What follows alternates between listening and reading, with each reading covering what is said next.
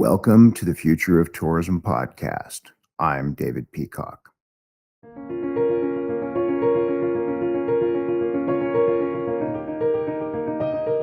We're talking about conservation. If you are not credible, you never actually will be influential. Bring everyone to the table and imagine their world anew.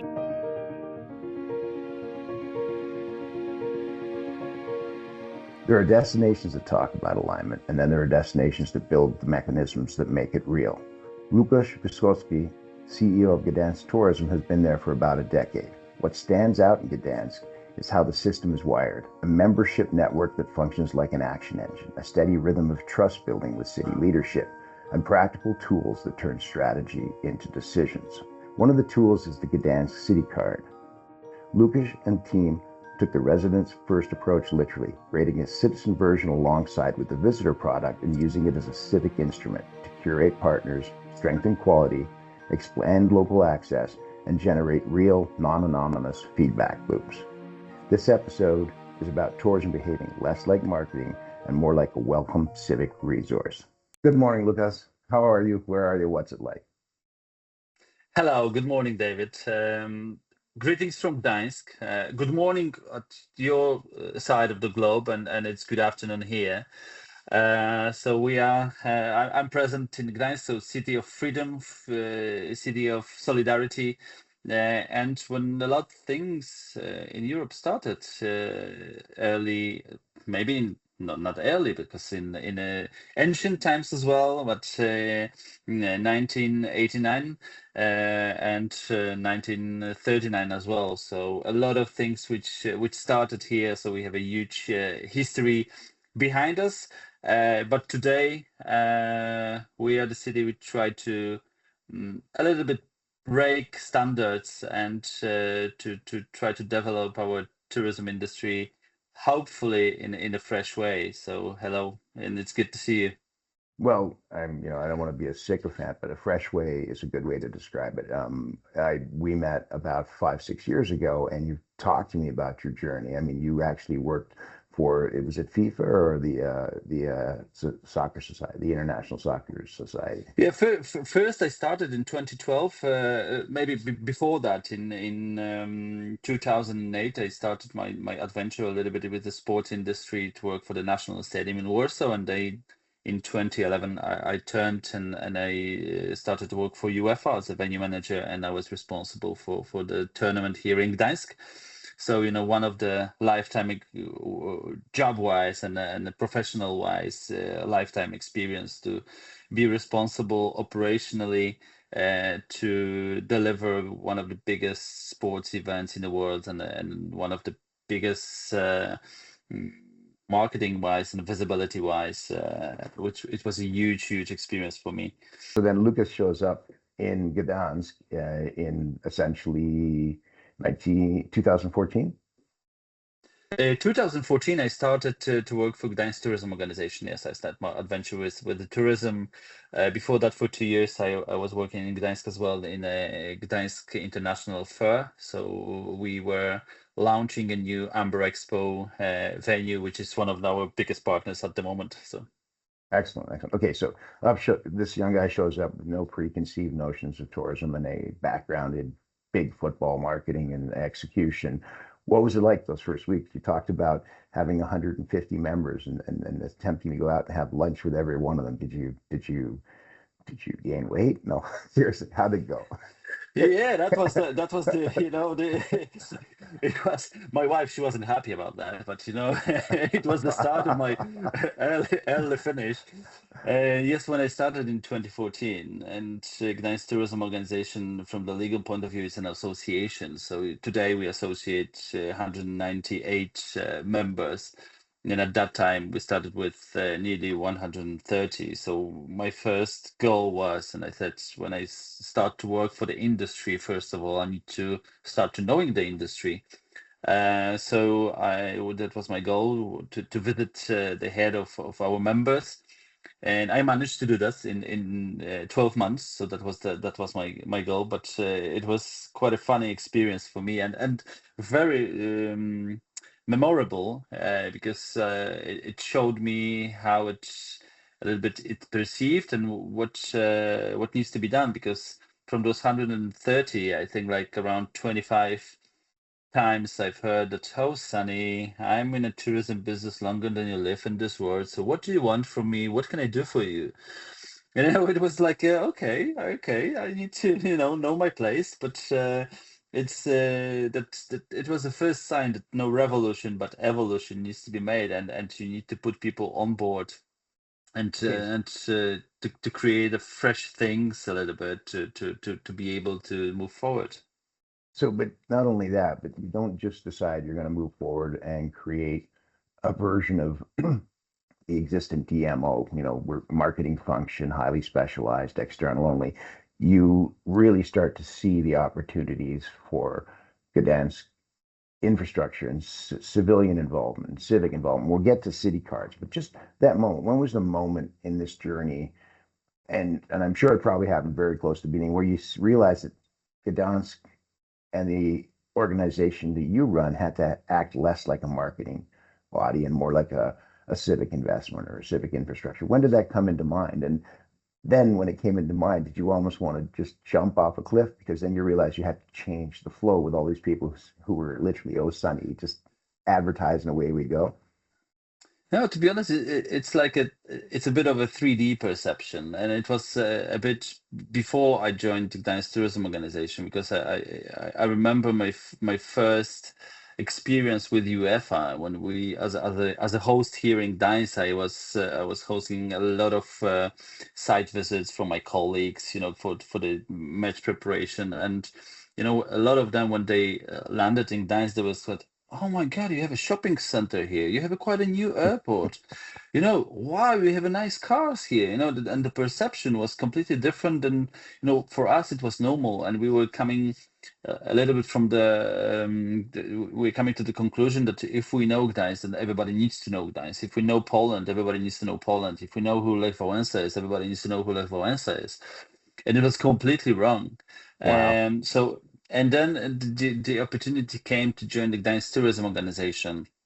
And when I started, it wasn't the long decision to be taken. That what can be done and what's the opportunity in front of me, and that you can be a part of something, that you can make a change, you can see the changes, you can start to create something which can be recognizable, not only worldwide or Europe-wise, it's even recognizable internally. And I think that was quite a crucial as well, because I wasn't born in Gdańsk. I was born like 150 kilometers from Gdańsk. I came here for the university. I went to Warsaw and I came back, and I started my family here. And it was I'm a we call it in a I don't know how it's called in Canada or in the US, but we call it I'm a jar. A jar. Because a jar, yeah. Because What is a when you jar? come, the explanation of this is when you come for the university, you very often go home and Yeah. you take a lot of food in the jars, to survive because you spend all your money for the beer. So then you need to eat something, and it means that for the several time I'm a jar because I came from someone else and I Right, had to right. go home But for my mom and to grab some food from her. so I got a So question. Are you from Gdansk now? Have you finally reached the bar? yes, I am now. I am now, and I'm laughing that my wife, she's born here, and she's born and she was raised in a district which didn't have a great reputation at the early like 90s or 80s. And I'm laughing that the people can move out from certain district, but district won't move out from the person. And it's the same like me. I use my experience, but I'm 100% from Gdańsk now, and I think that if you work somewhere, especially when you work in a DMO, you need to love the place where you work and to be convinced that this is the best place in the world, because then you can do your job by heart.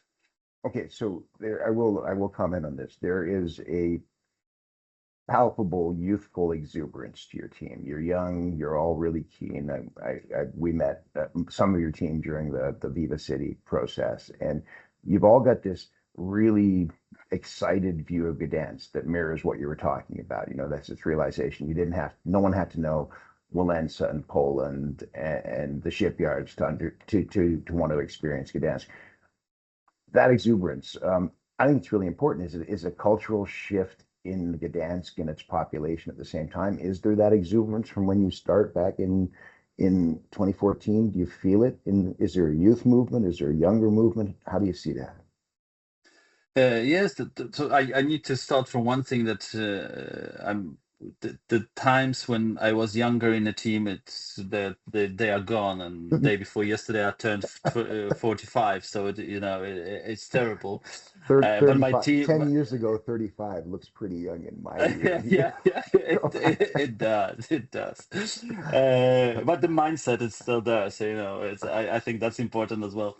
But yeah, with the young team, and we see the Gdańsk is one of the 3 Polish cities with additional net growth, which means that more people move in than move out, which also means that what is growing first is a universities movement and a lot of students who comes here, a lot of people, and it is what I call still a little bit the Euro 2012 effect, because after 2012 we got very often the questions, oh yeah, do you see the effect in terms of tourism, etc. No, we see the effect in terms of civilization, I would say, because the tournament, for the start, it was the accelerator for the infrastructure growth. Thanks to this tournament in 2010, we had refreshed and rebuilt completely new airport, train stations, railway connections, roads, and we started to be accessible. And I think that's the biggest change which happened. Thanks to that, we had a big growth of office space, which means that we suddenly started to be accessible for companies like Lufthansa Logistics, like Intel, like big global brands who started to open their offices here because of quite cheap labor and a good quality of offices, a good connectivity, and it started to grow rapidly. And thanks to that, younger and younger people started to come here to start a new life a little bit after the university. So they came here for university to get a degree, and then they stayed and they live here. So this is something which is important in terms of this effects, which you, in this case, it was a sports event. It was one of the biggest in the world, but the sports event rapidly changed our life here and the possibility of existence. So in that moment, let's talk 2010 to 2014, and you're starting there, and you're seeing a change, Gdansk. You're seeing a place where people are actually coming, and youth actually wants to be there. You start to build a tourism organization. One of the things you tackled early on, and I kind of had a chuckle at this when I read about the citizen card, because I have never seen an implementation of a city card the way you did it, and it is literally called a citizen card. Is it not, or is it city card? It is a citizen card. We have two products because the organization itself, it was established in 2002. So we are organizational wise, we are quite an old organization, one of the oldest in Poland. 2014, we started a big change. And we really, I would say, started from the scratch. So we had, as an association, we had a lot of members, but as well, my visit to all of the members also showed me that around 40% they didn't remember that they're in an association. So it was like, they were there, but they didn't remember that they signed for it. So so that was also quite a big thing.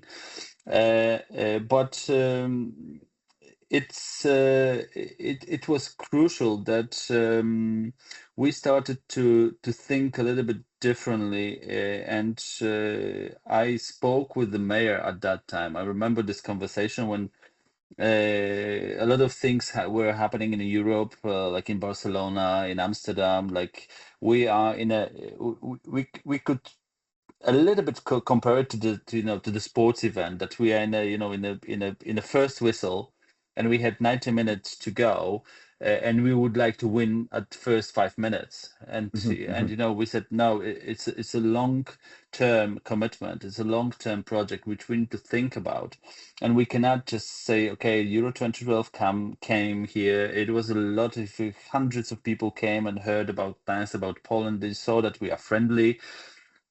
But now we need to remember that people who are coming here, they are guests, and we need to treat them as guests, and we need to start and try to convince them that the guest in our house needs to first of all also behave as a guest, and the remarkable thing which was that the people of Gdańsk, they were very friendly for the foreigners, for people who came here, for the tourists.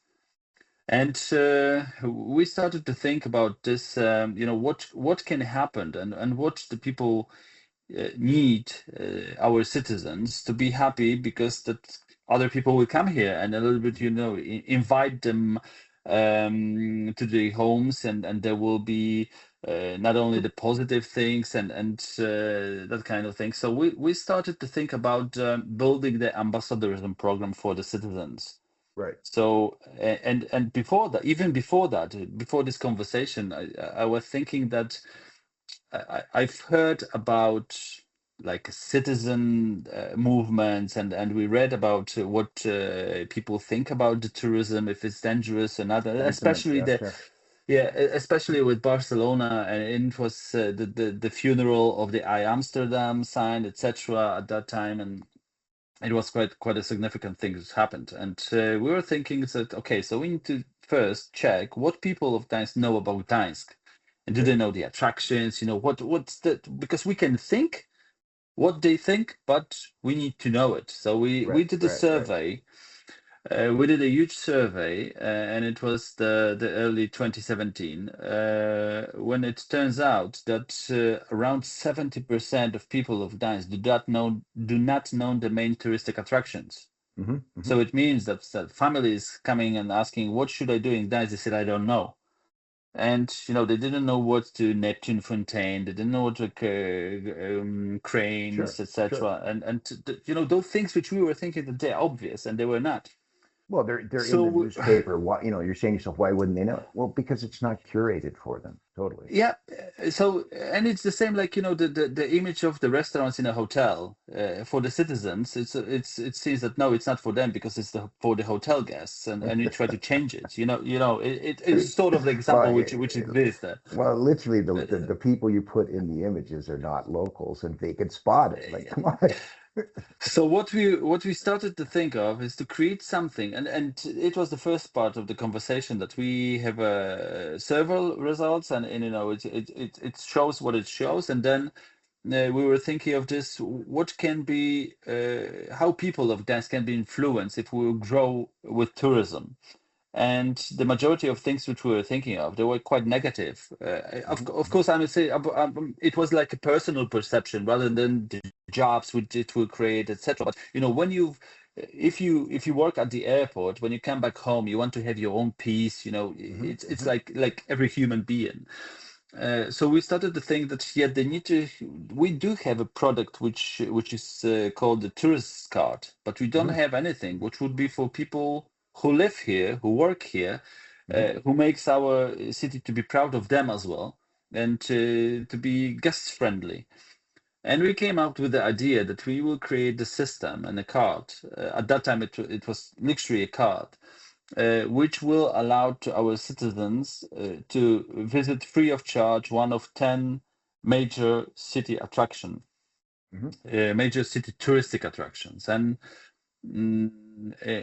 we wouldn't do that without the mayor involvement, because Well, the majority of them, they were like cultural entities, like theaters, yeah. museums, which were owned by the city, and they didn't want to talk to us, Okay, so because let's put this in context. You had a city card going back to the birth of the organization, and it was for tourists. You perceived the need for alignment, as you said. You had 150 lunches, and you learned very quickly that the thing that they thought tourism did was very far from your mind of what it needed, and you had to create alignment. So you create the citizen card, and this part I love, because when I heard city cards, my life seen racks and racks of city cards, and ECM or City DNA does a great job maximizing city cards. I'd never heard an implementation where you just literally took it sideways. And I love the acronym because the city card is a city card and the citizen card is a city card as well. But by the way, it's spelled. But you use that to build a bridge, and it went very quickly, well beyond to visit one attraction. Tell me about the growth of it and how it's basically So, two things. Two things. One, you talked about identity, and that's a really important thing in this. And you're constantly getting a feedback loop now from the citizens on the identity of Gdansk, and the one you project has to be congruent. We've learned that. Plenty of places aren't living that yet. So you've got identity and you've got communication. What happens next? the yeah, it was from the beginning we had a quite a strict things which we want to achieve. So at first it's had to build to give something to the citizens, and we needed to gain the data from it. And it was those two, and the third one, it needs to be cheap to growth, technical wise, we can say. So it couldn't be like a huge post systems and the different things, which so we had to find a technological partner. And from the very beginning, we decided that we cannot buy a system. We need to build it along with somebody who will help us. So we are the Sure. owner as a Gdańsk Tourism Organization, and we have a technological partner who helps us to grow it, and it works like that until today. And what we started to build the ambassadorism program, because there is no cheapest and more honest way of marketing and promotion than the citizens who will come somewhere and will say that yes, my city, this is the great place, but my city is even cooler than that, so you need to come. And Yeah. that was the thing. And the third, which is I think also very important in terms of growing the DMO, it was easier for me to convince mayor because it was before the elections. So we saw the opportunity as Yes. well, because when you need to spend some money, it's always hard to you need to find alliances. So we started to grow it, and decision was made in early October, and we had to deliver the ready product until it was early September, and we had to deliver it on the mid-November. So we had 2 months to grow the system, to prepare it, to implement it, and to come on market. That And sounds like a blast, Lucas. it was, you can't imagine how really long those 24 hours can be, and it's a plenty of time. But it was one of the most intensive times for us and for our technological partner. But we did it. We delivered the product in November 15th, exactly, 2017, and our prediction was that we will have around 8,000 users until the end of December, and we had 48,000.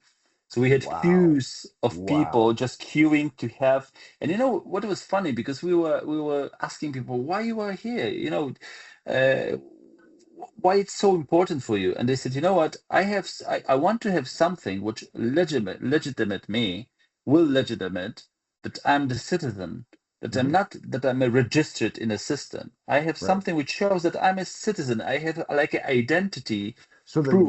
literally the nomenclature meant so much to them. Yeah, yeah, That's wild, isn't it? You could have and it choose was you could have chose a worse name. Good Lord. exactly. But also one of the important things, which was behind that we decided that we don't want to have a public transport included. So we Right. didn't want it to what the most of the city cards are, which is the monthly public transport ticket, which Yep. with some additional things which Mhm, are mhm. there. So we just wanted to check, and those 48,000 people who just registered, it turns out that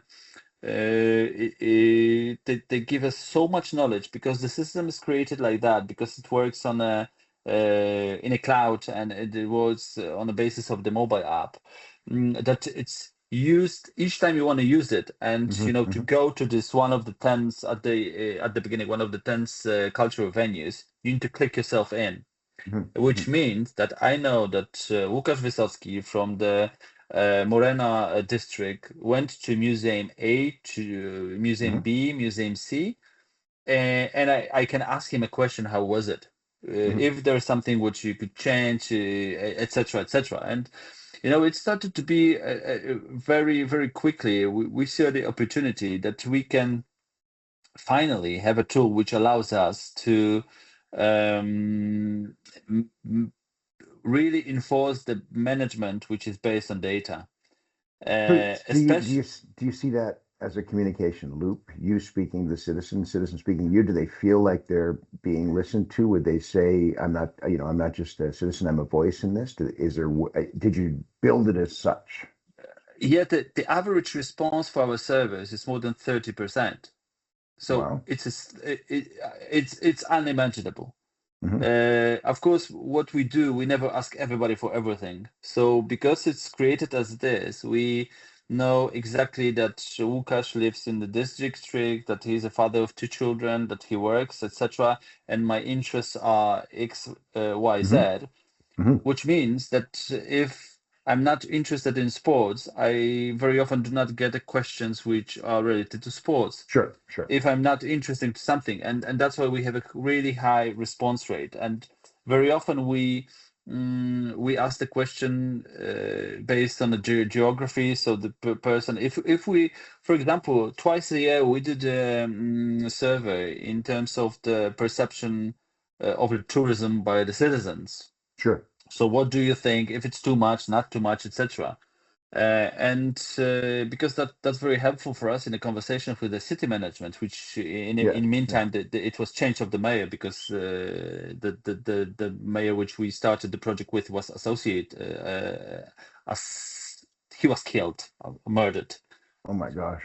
So we had a tragic situation here, but now it's a huge tool. But because the city management, the perception that people think that tourism is bad and that tourism has a really negative influence, and we came, and I loved that when I came to the meeting and I said, you know what, it's not, because people do feel the negative aspects, and of course it is there, that it's not as comfortable as it should be in the summertime. But from the other hand, they see the importance, because one on 3 people in a family works in a tourism business.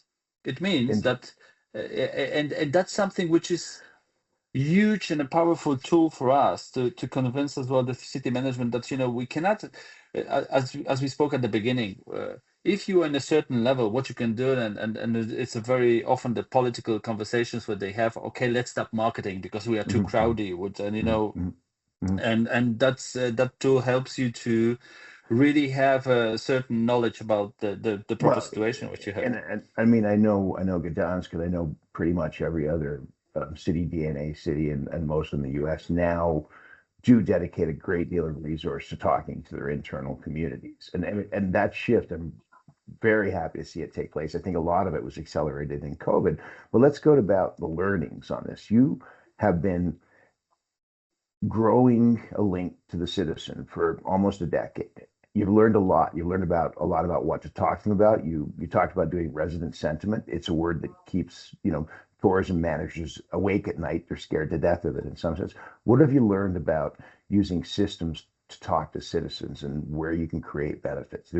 There must have been a ton of learning along the way. How you spoke to them, what you asked for, how you reinforced those feedback loops, how you let them know they were being listened to. I think one of our biggest achievements is that this tool never has been used, I don't know if it sounds properly, but as a political tool. You know what I mean? If we ask only questions, call it a policy tool, call it a politics tool. Yeah, but we managed to create a tunnel, which when we ask the question only when we want to hear the answer. And I think that's something which is crucial, because it is scary, because sometimes you ask the question and you do not care what the answer will be, because you do what you do, and you need to be conscious about that. If you somebody when you have a citizens, if you ask a certain question and then you won't rely on the answer, Your credibility, is gone. it goes down, and you are not the partner then. It's what So is what is important as well. are you telling me you demonstrate back to the citizen that when they have input, it's heard, it's listened to? Are you saying there's a loop that lets them, are you saying you've achieved a critical mass so that people believe that what you're doing is acting on what they're talking about? It is quite important, but we are not only asking a question related to tourism as well, because it turns out that we have a more powerful tool, and one of the most effective tools. Even the city itself doesn't have it.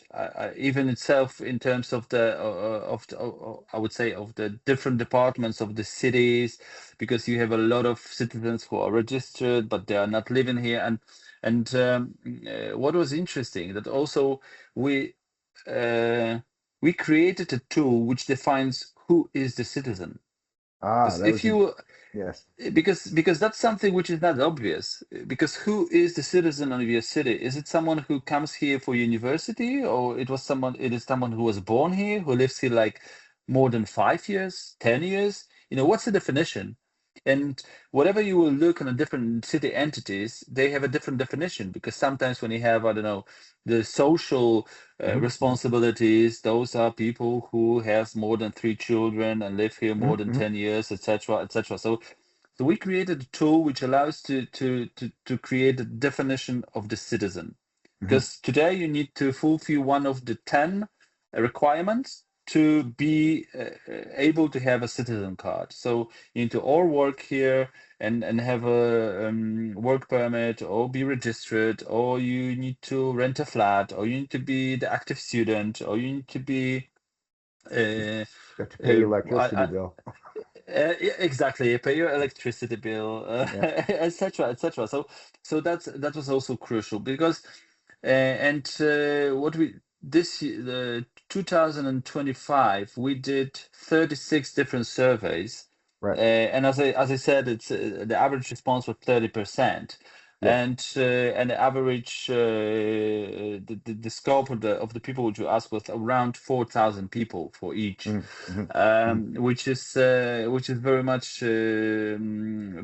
very focused as well on a different different things which we want to ask. But the crucial thing is that the surveys and the communication, it's not the core of the system. It's developed, it is there, but it's still we are very much focused on building this ambassadorism, and building and showing that city is for citizens. Well, and I think this is really important. I understand the benefit side of this, because we've done it with city cards with visitors. It's about access, it's giving them value. But the other side of it, I've been unpacking it a bit with you for a while, and it's really interesting, because as we move into a world where civic systems and tourism systems overlap more, I'm seeing Gdańsk tourism find itself in the role of shaping what those conversations will be about. You've consistently referenced using data from city cards to actually go and talk to the mayor, or go and talk to partners. So if you took away that lane, there is not one that replaces it. There's not one that foments new ideas that people can gravitate to, agree on, and work on. You'd have to invent a lane like that. And we've done that in destination organizations before, but it's usually one-off for a project. You've institutionalized a way that the city says, we recognize the legitimacy of this, and so do our partners. Let's talk. Because I think, it's again the answering the question, what's the role of DMO? What's the role of the city? What's the role of the citizens? What's just defining the role is this theater, which we can compare it a bit of the huge theater. And we had recently quite a lot of conversations with my counterparts from Poland, as well from the different cities in Europe. As you said, that a lot of cities now said, that we need to shift and to do the marketing, internal marketing, etc. But they don't have tools. And how you want to do the internal marketing if you don't have a tool to speak to people? And Uh, people constantly confuse with marketing with advertising, so they're expecting campaigns. exactly, exactly. When I look at Flanders, when I look at Gdansk, it was about movements. It was about doing things that manifest themselves in the streets, in the public, and people gravitated toward it. But I love the idea of the citizen voice too. Do you ever use it in the external marketing, the actual citizen's voice, stuff that comes through? Yes, to be honest with you, it's not easy, and it's something which I spoke about with you as well. It's, to find what locality is, what's, who's really local, and Yeah, who should raise the voice. And we started, and what I do believe that it is very important as a DMO, and today we are one of the biggest in Poland, because we employ 50 people in a DMO. What we started, there was, when I came in 2014, it was 6 of right, us. right. And what we started to do, we first we invented, as not invented, but created like a tourism brand, which is Visit Gdańsk. So 2014, it didn't exist. What Hmm. we started to do is to use the campaign, that all our campaigns were done by our staff, and if we Hmm. did a video and the commercials, whatever, Hmm. Hmm. we all played in it, and we invited the local. Hang on, and you said you weren't young 10 years ago. Come on, let's come on. Yeah. We have always the part which consists the seniors in them. Yeah, yeah. Yeah, but we use the locals who are the local tour guides. We Sure, sure. we But very you amplify those voices really well. I've kept you for 50 odd minutes, so we better wrap this one up. One of the areas of discussion that you've amplified, it's already there. You're doing it. The rest of the world's moving towards it. Accessibility. You zeroed in on accessibility and you started to amplify that discussion. Tell me a little bit about that and what kind of dividends it's playing, because I think it's really important to so many destinations to hear that this isn't hey, oh, it's our goodwill. This is a economic driver that differentiates your city. Let's switch gears as we close out and talk about that. yeah And I yeah. can talk about it because I know how personally important it is to you too. So It is personally very important for me, because my son Philip, he's person with disability. This year he will turn 18, and we live since 18 years to face the different challenges, because we do not have a problems, we have a challenges. yeah, Um, he's off to university next year, right? He yes, is. Yes, exactly. he is. Yeah, Nicely done. he is, and he's an art soul. So he suffers from spinal muscular atrophy, but he paints tremendously. It's just, I'm so proud of him. But it's one of those things when we started to, because when mm, it was crucial for us after 2017, when he has a spine surgery, and we were suddenly we stopped to be scared of traveling, and Hmm. I started to look a little bit differently on a subject as well, because he used the electrical wheelchair. And we started to travel first from Poland, and then we started to go abroad. We have a lot of adventures with the airports, airlines, etc. Wow. Wow. But I started to think where we are as a society, and as a people. And I looked at my parents, at us, and said, okay, but there's not a few of us, and we started to go deeply in a subject. And the statistic is cruel. And today it's 27% of European Union population, and it's 15% of the world's population. So more than Hmm. 1 billion people. Those are people with certificated disability. Hmm. When you will add to this everything, and people who are over 65, today the European Union, it's nearly 47% of population, and it means that the disability accessibility, uh, especially accessibility in a meaning that it's not a ramp, it's not the elevator, it's just a service which can be available for the different type of customers. Uh, it's business-wise is crucial. Hmm. Today we are speaking about the 47% of the European Union population, and up to 2050, it's going to be around 60%. So when we look today about, oh yeah, we might be accessible because it's good as a CSR, it's a bit of a social perspective. It is not. Very soon we will be relying only on a guests which are over 65, or they are on wheelchair, or they have an eye problem, a hearing problem. And what's most important, and again, I'm coming back to my personal experience, and we started to think with Philip, and recently we put on my LinkedIn our speech from Lublin, when one person on wheelchair gives you at least 4 bills. When you are in restaurants, it gives you at least 4 airline tickets. It gives you at least 2 rooms in a hotel. It gives you money which is multiplied, because Phillips never travel alone, never go to the city alone. He always accompanied, or by us, by his friends. And when we travel, when we go on holiday, it's at least 2 families which is going, because I always want to have a backup. So and you've made such a strong case for it, and I know you do. And Ross Cowdine in Visit Britain has a great thing he calls Purple Pound.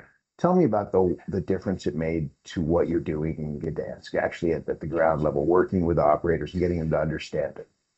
And we started to grow it internally, and I said, whenever we speak about accessibility, we start to need to be accessible at first. We need to start from ourselves. So when you look at the Gdańsk Tourism Organization and our association, we started to speak with our partners, with hoteliers, and when we started to show this business perspective, it's a bit of an eye opener, because anyway, we started to, and we do a lot on accessibility, I would say, in terms of fulfilling all legal requirements. If you are building a new building, you need to have, like in a hotel, you need to have a certain numbers of the rooms. You need to have those need to be they need to fulfill certain requirements.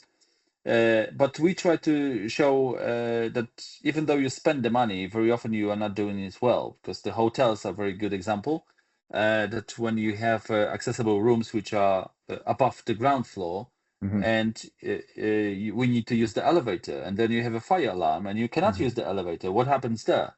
And you need to have a certain procedure. But what we enforced, and we did as an association, we do the project which is called accessibility audits. And accessibility audits, it's something which helps us to show our partners and ourselves as well that 80% of change can be done by the 20% of costs. So it means that you very often you do not need to build a new elevator to be accessible for people on wheelchair.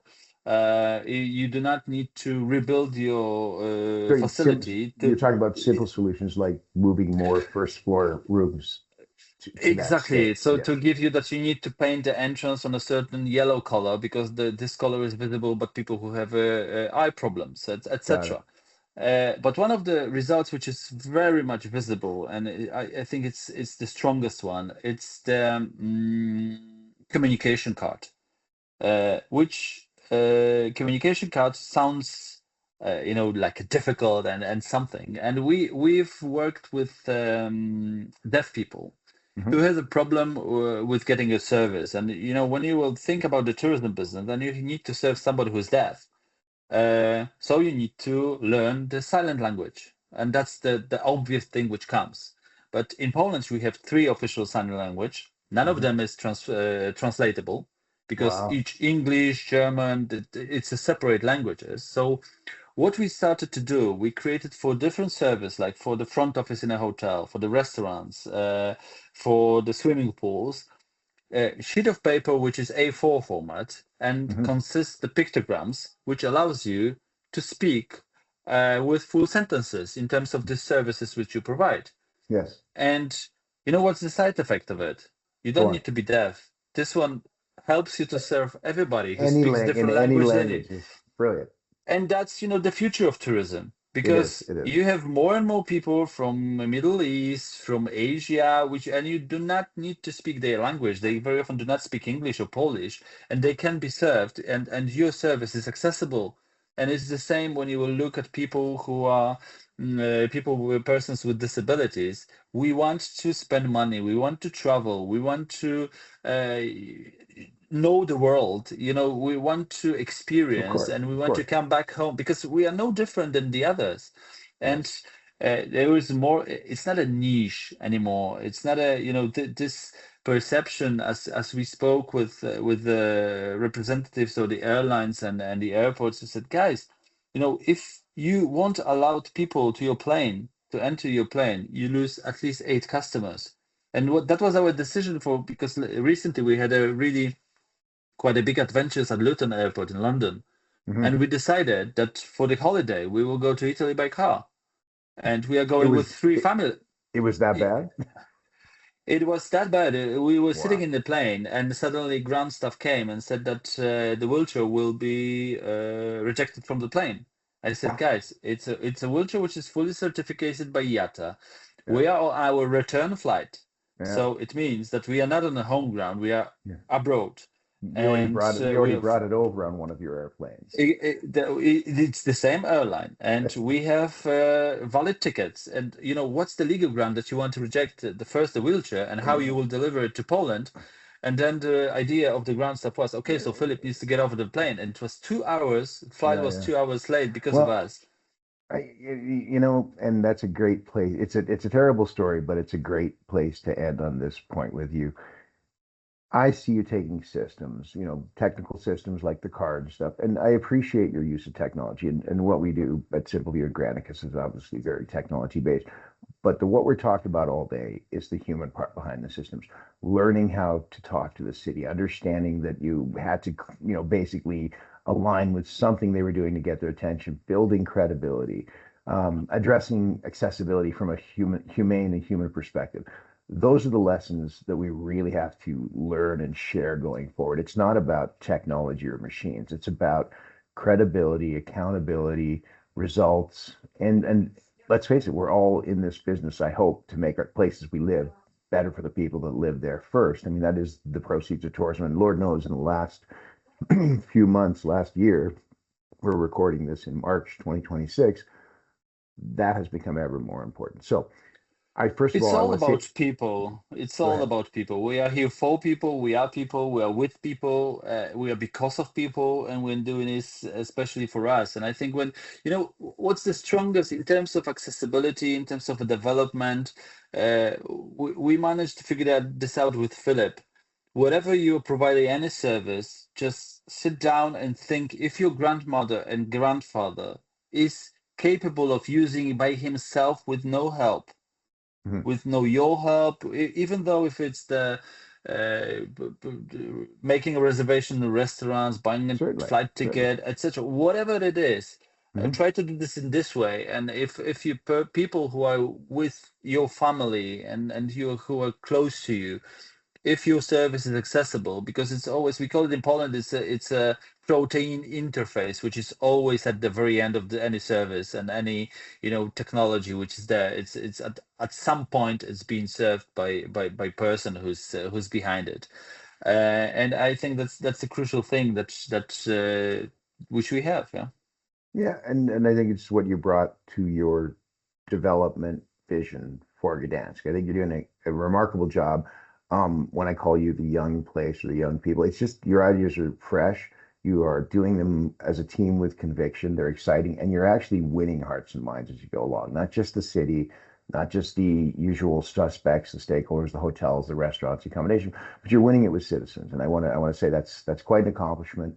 There's lessons to be learned. There's definitely things we need to learn about that process of winning the trust of citizens, of earning it and feeding it back to them, that become critically important as we automate some of these things. We got to bake these things in. So, final word to you. You're speaking to your peers around the world. It's been a great pleasure. Łukasz Wysocki. I got it right. Um, Yes, to uh, get it right. um, just any final words in parting. And thanks a lot for doing this. Thank you very much. It's an honor and privilege to be here and speaking with you, David. So thank you for invitation. And yeah, I think that's the crucial. Whatever we meet and what we do, we change the world, and then we need to change the world for ourselves as well. So I think that's a good thing. And it's what I'm always as well saying that I have this luck and the privilege to find a dream job from the very beginning when I started to work in the professional life. So working in the sports events and as well here working with the DMO, it's something which is amazing because each day is different, different challenges, and whatever you want to make a change, you can make a change, and I think that's this is crucial. So we are privileged to be able to work in the tourism business and to grow internally and externally what we do and being proud from our cities, and I think that's the crucial thing as well. Well, thank you, Łukasz. It's great to have you. Thank you for doing the great work you're doing. Also, thank you for being on the board and helping steer City DNA, a really important organization around the world as we look at making places more, just making places better places to live and serve citizens, better places to visit. And I say it often, and I'll say it again because of the times we're in. Tourism, when it's done well, is the authentic sharing of people and places. You've talked all about that today. And you know what? That is the polar opposite of war. It is more sharing, more interaction with people, more understanding. So thanks for that.